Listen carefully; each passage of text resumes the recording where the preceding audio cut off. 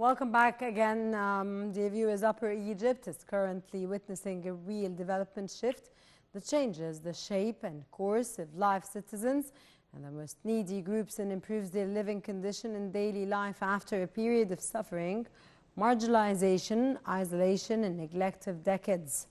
Egypt is taking unprecedented steps on the path of development and construction and meeting all needs in all services sectors within the framework of the giant national project to develop the Egyptian countryside. And in this context, dear viewers, we are joined on the phone with our dear guest, Dr. Amira Sadik, which is a management and self-development professor. A very good day, professor, and it's a pleasure to have you with us in today's episode. Wishing you a very happy new year. Good evening, dear, and please allow me to begin my call by extending my greetings to all Egyptians, wishing them a prosperous, peaceful 2024.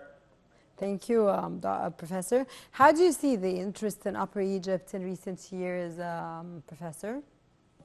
Actually, dear, we can explicitly and proudly say that Upper Egypt is currently witnessing a real development shift that changes the shape and course of life for citizens and the most needy groups and improves their living conditions and daily life after a period of suffering, marginalization, isolations, and neglect for decades. We can say that Egypt is currently taking unprecedented steps on the path of development, construction, and meeting all needs in all service sectors within the framework of the giant national project to develop the Egyptian countryside, and the presidential initiative, A Decent Life, that was launched by President Sisi, was having the aim of raising, and it actually succeeded in raising the economic, social, environmental, and health standards of the neediest families. And also we can say it achieved comprehensive development villages in Upper Egypt and enabled them to obtain basic service with ease.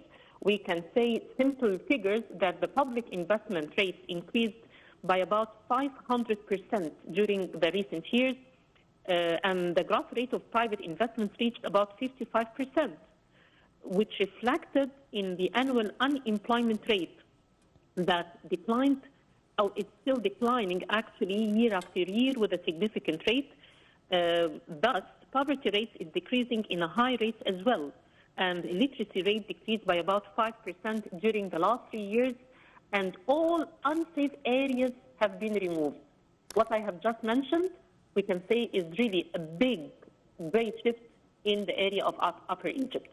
Professor Amira, of course, one of the most important, or on top of all, the very important initiative, which is Decent Life Initiative, or Hayat Karima, is one of the very important initiatives that contributed in Upper Egypt, especially.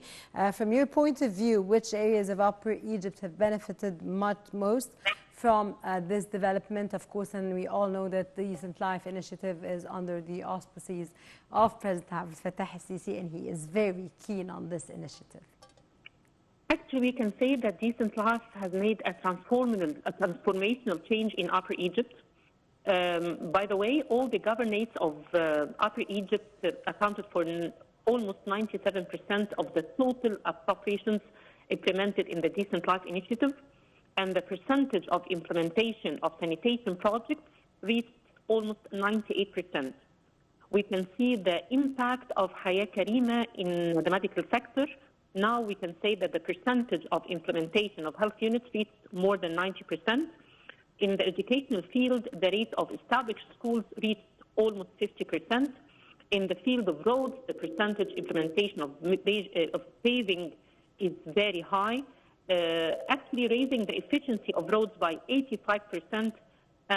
If we look at the field of irrigation, we have more than 240 projects that have been implemented, in addition to rehabilitating canals with a length of almost 2,400 kilometers, which really cost billions of pounds, but there is a replacement and renovating in the industrial facilities on waterways, developing irrigation in old lands. Dr. Amira, a question, because of course talking with you is very interesting because you have a lot of informative knowledge actually and you're really intellectual.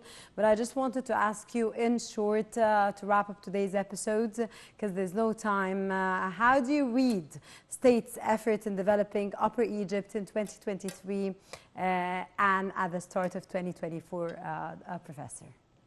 Can you repeat the question? I didn't hear. In what field are you talking? I said, how do you read the state's efforts in developing Upper Egypt in 2023 in general? And as we start 2024, Happy New Year. Okay, if you are going to speak about what's really happening in Upper Egypt in general, we can say now that implementing such a project in Upper Egypt is opening gates for new employment opportunities for people, is opening gates to lessen the brain drain that has been doing that people were moving from Upper Egypt to Cairo. Now the people are not into moving into Cairo because they have all the facilities, they have all the opportunities in Upper Egypt. We can say that even the housing style now has started to be more appropriate to people who live there. Inna and Sohag especially are having big projects that people are striving to be working there because they know that they have a big benefit for their families and for the governorate as a whole. We can say also that these changes will open gates for economic, we can say, flourishment in an area that has been neglected for a long time. So Dr. Amira Sadik, Management and Self-Development Professor, it was my utmost pleasure to have you with us in today's episode of Cairo Local Time. Of course, we need loads and loads of chapters with you because even the interview with you is really adding to us a lot informative knowledge that we need to discuss. Wishing you a happy new year, a wonderful 2024, promising you that we will have you a lot with us in our programs. Thank you very much, Dr. Amira, for joining us in today's episode of Cairo Local Time.